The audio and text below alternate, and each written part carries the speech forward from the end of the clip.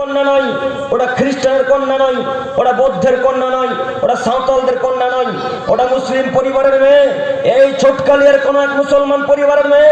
ওই মেয়ে রাস্তাতে এইভাবে ঘুরে বেড়াবে মানে, ওই মহিলা ফুচকা স্টলে ফুচকা দাঁড়িয়ে দাঁড়িয়ে ফুচকা খাবে মানে, ও ঝুড়ি জিলাপি কিনবে মানে। কি করে ছোটকালিয়ার পুরুষ মানুষ? ছোটকালিয়ার সমস্ত পুরুষ মানুষ কি মারা গেছে নাকি? সব কি কবরে চলে গেছে?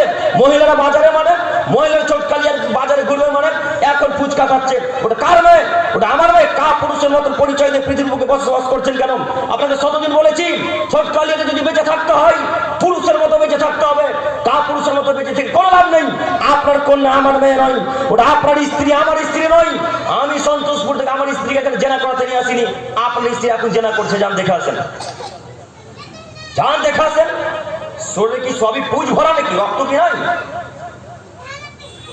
শরীরে যে আছে সবই পুজ, রক্ত কি কিছুই নয়? আপনার মেয়েকে যে একটা ছেলে